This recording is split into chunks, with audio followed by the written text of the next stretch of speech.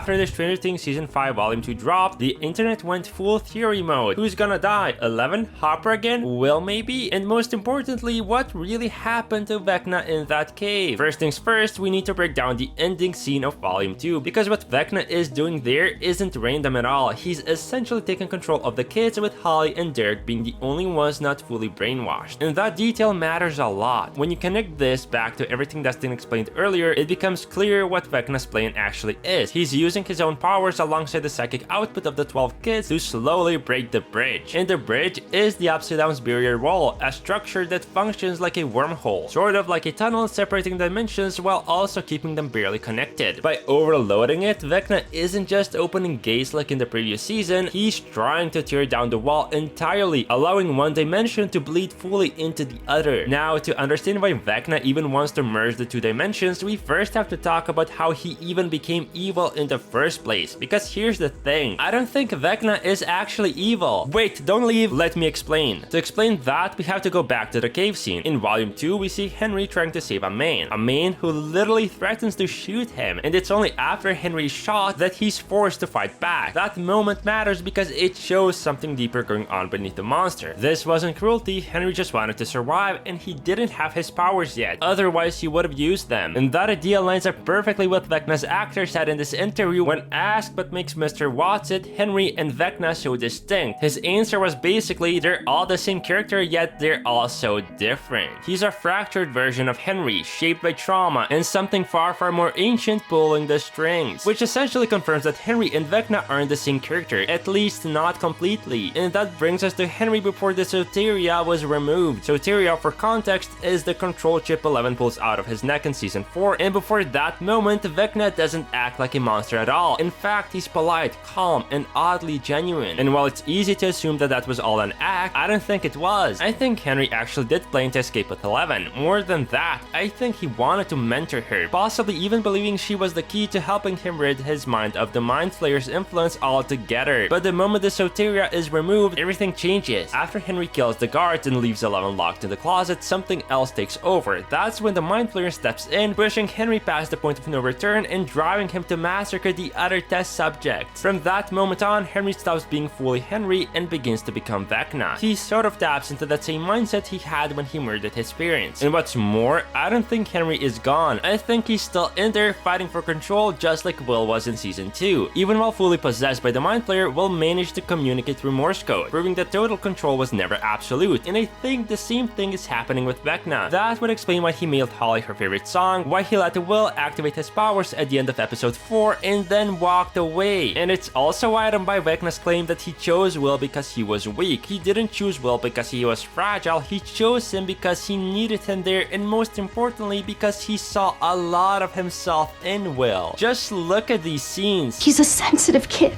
He was a sensitive child. And then this one. I know what it's like to be different. When you're different, sometimes you feel like a mistake. And this one. Everyone is just waiting for it all to be over. I just want this to be over. And think about this, the Demogorgon didn't just randomly target Will's friends. Those attacks were calculated. Henry was pushing Will toward a breaking point, toward the exact moment that would awaken something dormant inside him. And the fact that Millie Bobby Brown literally interrupted this interview because Noah Schnapp said this. Who do you think is the most misunderstood villain? Low-key Vecna. Really? Because like... No, shut up. Oh.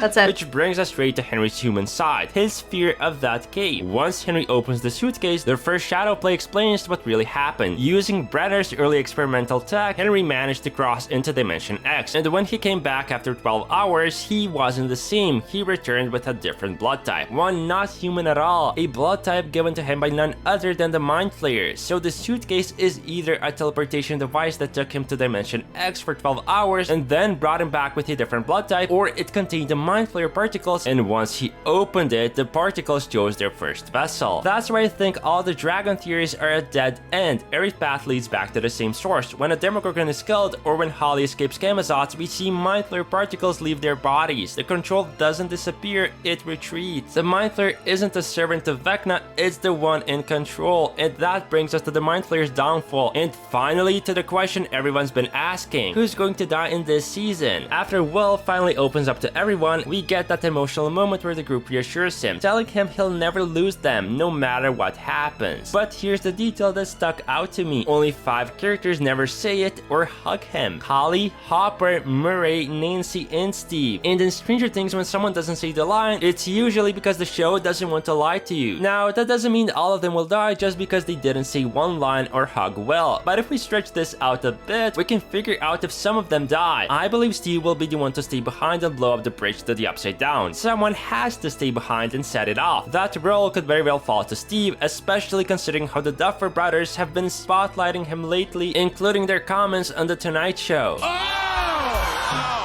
There it is! That's how Stranger Things ends! Then we come to the symbolism of the number 20, the role Erica needed to defeat Vecna against Eddie in season 4. Holly, 8 plus 11 equals 19, leaving one number unaccounted for. The one. You were the first. And as Joyce reminded us all the way back in season 1, that missing piece has been Will Byers from the very beginning. He is the bridge, the one child who still carries a fragment, a shard of Henry Creel's power. Will likely be the one to end it all, with 11's help of course. But I believe it will be Will's final blow that partially severs the connection between Vecna and the Mind Flayer, finally allowing him to break free from the Mind Flayer's prison and allowing 11 to strike a killing blow. Which brings us to Kali, who could be the true wildcard in all of this. It's possible she's been working toward Vecna's success, though I'll admit this part of the theory is shaky. Rather than trying to end the children the military created, Kali's real goal might be pushing Dimension X into the right side up. In her mind, that could be the solution, allowing those children, the ones with that blood, to finally live on instead of being hunted or killed. But still, that outcome feels unlikely. What seems far more plausible is a tragic end. Kali, broken by years of trauma and the killing of her friends, tries to end the cycle once and for all by killing 11. And in the end, Hopper steps in, sacrificing himself to save 11, killing Kali just as he told Joyce. That Kali makes one false move, I swear to God, I'm gonna kill her. And closing the loop in the most devastating way possible by sacrificing himself. Maybe instead of dying, staying up there in Dimension X to hold Kali from killing 11 or bringing her up there with her. After Steve destroys the bridge, the two dimensions are torn apart, and Vecna's bond is finally broken. With the connection severed, 11 and Will are freed from the Mind Flayer's particles. The link is gone and the particles die with it. And with that, the cycle ends. The military stops their hunt for 11 once they realize they can't use her blood anymore, since it's not overridden with the Mind Flayer particles. That's also the moment we learn the final thing. Henry Creel was never fully in control. From the very beginning, he too was being manipulated by the Mind Flayer, and he is the one who could save Holly in the end because she reminds him of his sister. But hey, that's just a Stranger theory. Now click this next video before the Upside Down clicks back, and don't forget to demo that sub button because I've got a lot more cool theories coming soon.